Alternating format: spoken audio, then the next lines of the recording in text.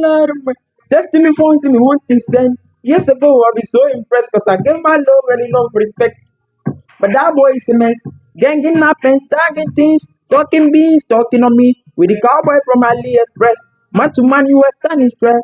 Tell your boy if you keep that verse. Hold on, can we do is splendid. Not a day in my life I was begging. Dreams to be like you, never part of me. Now can you actually 3 minutes sending me where them boys? Hey, bro, bro, bro. When I listened to this side of the lyrics, I was like, nah, this is not just music, bro. This is not just lyrics.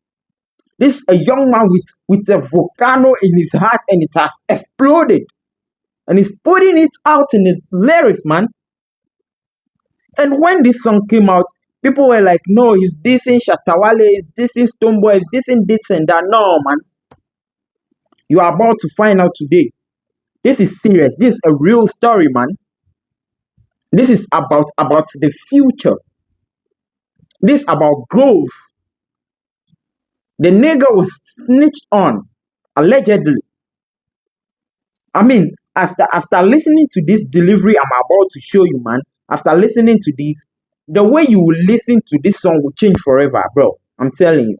And after this section, there will be another one. So make sure you subscribe to the channel and put it on post notification because you don't want to miss out, bro. Nah.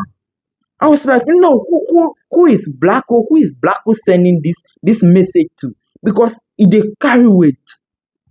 They carry weight, man. They say men don't cry, but he's telling he's crying in his heart, bro.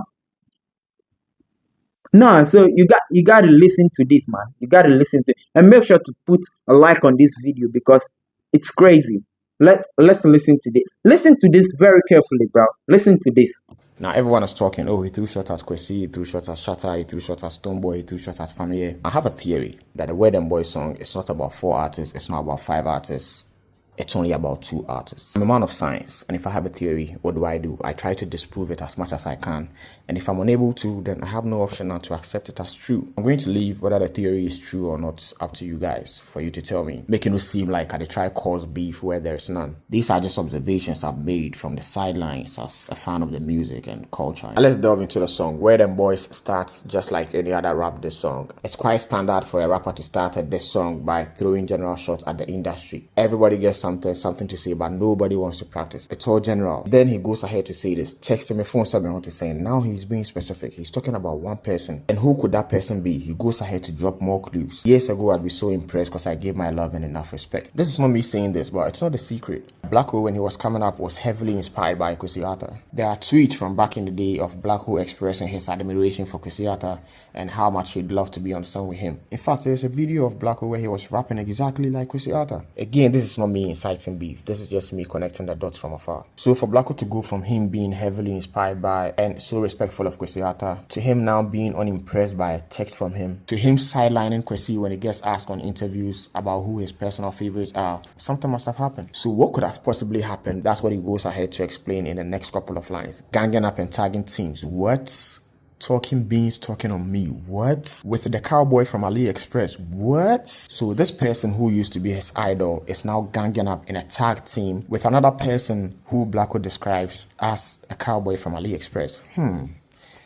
A very big So who is this cowboy from AliExpress? People have been saying that, oh, since Blacko had an online feud with Shatta and the song dropped afterwards and Shatta was dressed as a cowboy in his Gringo video, that line is for Shatta. But wait, this same Blacko said the album was done way back in July. That's why I don't really drop the album, because the album I finished everything like July.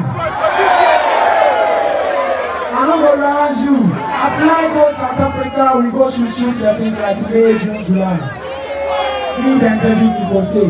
Meanwhile, the whole thing with Shatta started in late October, which was months after he had turned in the album. So this couldn't possibly be Shatta. Plus, Blacko throwed Shatta back on his Snapchat and stuff. So that whole thing was done and dusted. He wasn't going to put it again in a song. So if it wasn't Shatta, then who was it? Let's keep going. Tell your boy have to keep that verse. Carry doing splendid. Dreams to be like you and me. If you had any doubt in your heart about who this idol turned rival is to Blacko, just one line should clear things up. Tell your boy how to keep that verse. We were all in this Ghana here when we saw behind the scenes footage of Kwesi Arthur shooting a music video with Blacko, which by the way, everyone was anticipating because it's something the streets need. But I'm sorry to tell you that song is never dropping. Forget. Monto my dream. But there's still one mystery left. Who is this person that Blacko is accusing Kwesi of going to form a tag team with and to be talking on him? With that, we move on to the second verse. Here your man is saying it's cheaper and easier to talk than to be a believer. And yes, I am Messiah for him, Peter. Again, this is not me saying this, but Family has been calling himself Peter for a while. And this all began when he started to draw inspiration from a more spiritual side of himself, while drawing influence from the Bible to present himself as a messenger, one who preaches his gospel through his music. You can tell from his outfits and his performances on stage that this whole Peter phase is just Family embodying this Messiah figure in Ghanaian music. From songs like Praise and Not God to his albums Songs of Peter and Three Times of Peter, which by the way, 2 dope albums. If you have not listened to any of them, go and do so right now. But then we all know who the Messiah is, right? Jesus Christ. Not Peter. If anything at all, Peter even lied when asked about his association with the Messiah. So it seems to me like what Blacko is trying to say is that why do you say you are the Messiah and yet you call yourself Peter? Basically, it seems to me like what Blacko is trying to say to Family is that at the end of the day, let me give you some more context. Artists tap inspiration from different places all the time. Blacko even did it himself for his new album. He tapped inspiration from Amachide Day with the whole Iron Boy thing. And you could see it in how he was moving, how he was dressing. You see him dressing in these metallic looking clothes, especially for the Iron Boy cover art, with all these metals in his braids and on his ear. He's embodying the concept of the Iron Boy, just like daddy ni pankasa. This brings us back to that line in the first verse where he talks about someone linking up with a cowboy from AliExpress and talking about him. We all know AliExpress can sometimes be a market for inferior goods, right? Where you might order one thing and receive an entirely different thing. So this line is not about an actual cowboy, but about someone who is trying so hard to be someone else and it's not working. And this makes more sense when you look at the chorus. Counterfeiting boys and the wannabes. And also, get this, let's come back to the tell your boy how to keep that verse line. Guess who else has a song with Black Sherif and has decided not to release it? That's right, Family. A couple of years back, Family posted this unreleased song with Black Sherif and announced that he was going to drop it in less than 10 days. Less than 10 days. The date had been picked out and everything. And then all of a sudden, the song doesn't drop and everyone forgets about it and moves on. Isn't this weird to you guys? It's no secret that Kwesi Arthur and Black shit.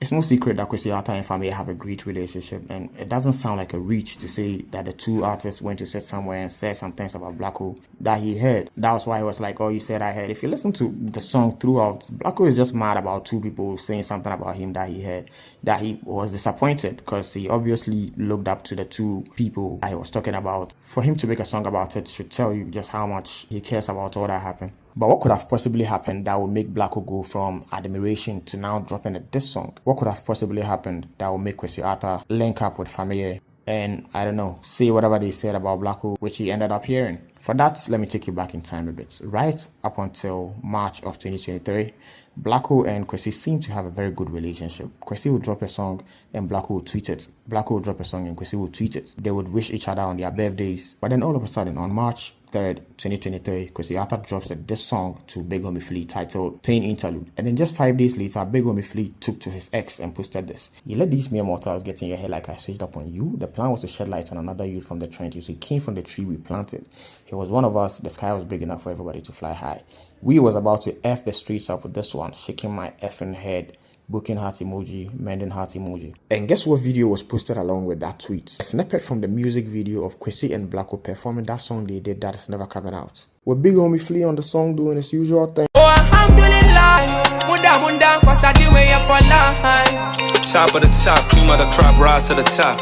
And look at this too. Big Homie Flea posted a line from Kwesi Arthur's Colors, which says, "We'll be on any time, open and never envy mankind." And Big Homie Flea was like, "You really panic shaking my head, folded like a beach chair. If you feel like putting on another YN go block your shine, it means he was never really him. We'll be on any time, so why envy that boy? I know it wasn't you though, you just let the quick one as the stories get to you. This still hurts, but you know me, I'm a charger to the game and keep it play at all times. Wounded lion will bleed, but I never go chop grass. Still got love for you in my heart, baby bro. And when the truth finally comes to light, hope them YNs laughing with you for coming at me, gonna cry with you. Just know that I already forgave you. Business is business. I'm always standing on my 10 toes, man. Say that. This screenshot was posted on October 4th, 2023.